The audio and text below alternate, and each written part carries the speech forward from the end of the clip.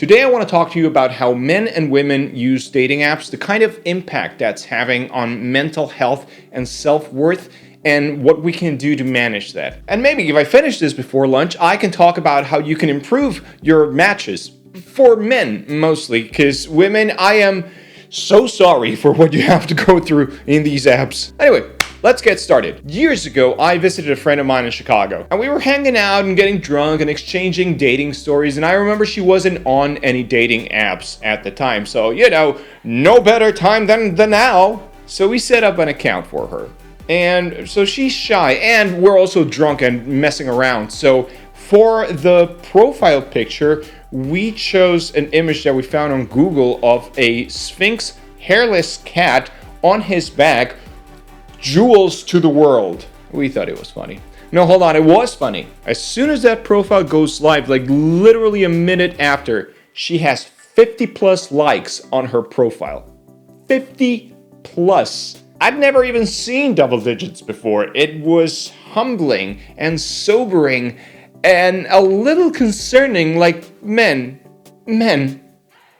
what are we doing here, guys? Now, quick disclaimer, this is a video on how people with opposite genders use these apps. People with same sex, same genders, they use these apps differently, and that's outside the scope of this video. So anyways, now that I'm uncancelable, let's go. So how do men use these dating apps? In a few words, men will swipe right on anything with a pulse. And the pulse is sometimes optional. I've spoken about the male loneliness epidemic before and how most of it is due to men's actions themselves. You can watch that video here somewhere. I'll put it here, right there. And this is one side of it. See, because we are insecure, we use these apps in sort of a anyone that likes me sort of way. We don't, at least most of us don't, swipe deliberately. We swipe on everything, hoping to catch something. And that's just not the best way to find a mate, is it? And this is not conjecture, this is fact. There were naked cat balls on my friend's profile, and 50 plus guys were like, this is right up my alley. We even matched with one, texted him a few times. About 5 minutes later, he was already trying to get my friend to go to his house. What are we doing? There's no filter, no standards. We'll take whatever comes as long as it comes. So once again, we've put the emotional labor on women. We are using these apps, teaching women that we don't really care who they are. We're not reading their bio. We're not even looking at their pictures. We don't see them. And I've heard this complaint from some of my friends, women who are in relationships where the other person doesn't really seem to see them as an actual person. I want to be seen, they say. And they have to deal with a dating pool where most people are like, I don't care who you are, I like you already. Like, you ever sent a DM saying, oh my God, you're perfect? Then that's you. How do you get excited about that? How do you dive into a dating scene where people don't really care who you are, where people are more interested in the function you can perform than the person you actually are? And that's not even counting the real statistical possibility that women would have been better off dating the bear. That said, this is how women use these dating apps, or rather how men's habits affect women. Basically, as soon as a woman signs up, they will have hundreds, if not thousands, of likes almost immediately. So it becomes less about, oh, I would like to have a match, and more about, good God, I need to filter a lot of idiots out. So it becomes an exercise in just that, filtering. First and foremost, because women understand a concept that men usually don't, and that is that dick is plentiful and low value. There is a lot of it out there. For every guy they don't match, there's literally 99 other identical guys behind him. Same mustache and everything. So for women, from what I've seen, a lot of variables come into place and they play out almost immediately. That's why when you see a woman use Tinder, it just looks like they're swiping really fast on every jackass out there. But they have to, because there's a line of 100 plus guys already fighting for their attention. If they start swiping right on somebody that kind of looks okay, that inbox would become unmanageable. And I've seen this process play out before, and it looks like old, greasy hair. He's gonna try to sell me crypto. Fishing picture, put your shirt back on. Oh my god, Machu Picchu. And there's a lot of vibes at play here. They'll take one look at you and immediately decide if you look boring or uninterested or unsafe. And off you go to the great garbage memory collection in the sky. When they come across a profile they like, they'll go, oh, and then they'll check your bio. And yes, they do check your bio. So it's a complicated process of filters and noticing red flags that happen in the blink of an eye. And you gotta be fast at it because you have another 100 profiles right behind this one. Efficiency over meticulousness. But again, they have to do it this way. Otherwise, everybody would be matching with everybody. And who wants to live in that world? So in order to keep the system honest and balanced, we've passed that labor on to them. Let me know if that feels familiar to anyone. So what can men do? The odds of matching in an app are really, really low.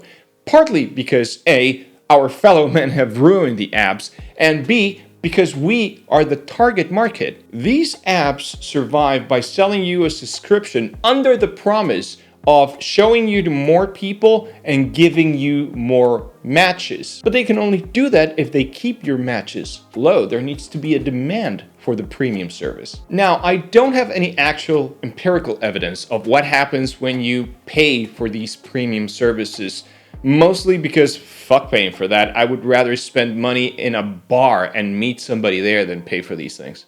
But that's just me. But here's the thing, we are losing a lot of really good people to the self-esteem pit that these dating apps are, both men and women. For men, it's like you sign up, you show your best self, and you get no likes. For women, it's like you sign up, you get 1,000 matches, and not a single one of them seems to be interested in who you are as a person. It breaks your spirit, I would know. It makes you feel unwanted, and that's a difficult thing to be carrying around. And when you're not solidly emotionally intelligent yet, this can cause a sort of whiplash effect, making you bitter and isolated. But the truth is, for men, that's just the game. Everybody is getting passed up except for like 5 guys in your local area. So in an abstract sense, the strategy here is to understand this is not reflective of you as a person.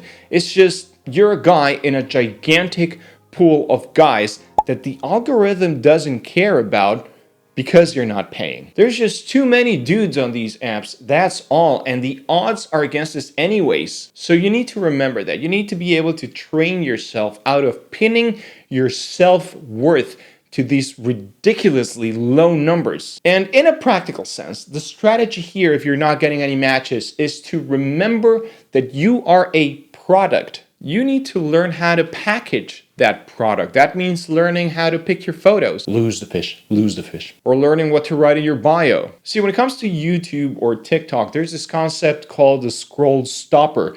In a sea of thumbnails with similar titles and similar topics, you need to be able to make sure your video is getting picked. So you want to use colors and contrast and interesting hooks to get your viewer to stop scrolling on your video. So if you spend an afternoon Googling these marketing strategies and you apply that to your dating profile, maybe you'll get a couple more likes. Remember, it's a low numbers game, but it's still a numbers game. Also, quick bit of advice here. If you have nice forearms, show those off. Put your shirt back on, but trust me on the forearms. Now, what can women do?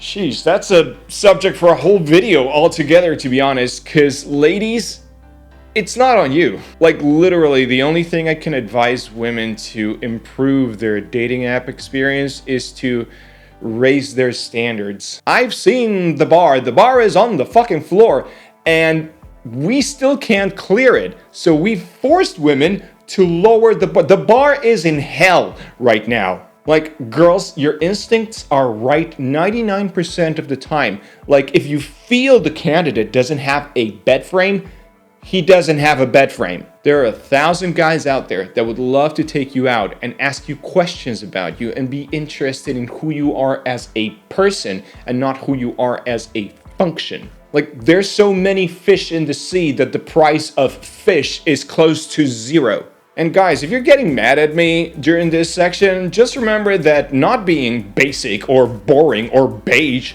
the 3 Bs, is on you. Self-actualize or get swiped. Trust me, eventually you will match with someone. Anyone. But even when you do match, you have to remember chemistry is a fickle thing. You cannot force it. It's amazing to find somebody that you can actually have a conversation with. But most of the time, that's not gonna happen. It's going to be boring conversations and one-worded replies until one of you gets tired and decides to never text again. And this is normal. This happens to everybody. This is not a reflection of who you are as a person. This is not a reflection of your values. This is just how the game is played. Like I said in a previous video, not everyone is for everyone. And if you can't keep a conversation going, then it's probably not worth having in the first place. And I could be wrong. I've seen weirder things. I mean, depending on your energy levels, you might say, screw it, I'll go out with this person, and who knows, it might just work. And if it doesn't, just remember, it's not you. It's probably not them either, unless they're a man, in which case, statistically, it's probably them. It's just the way these things work. If I had my way, I would start some sort of singles meeting events club here in Paris. But then I remember that would take work, and I have to walk my dog, and I don't want anybody new in my house. Have you seen my latest video, How to Be Alone? I just remember that for no reason. No reason.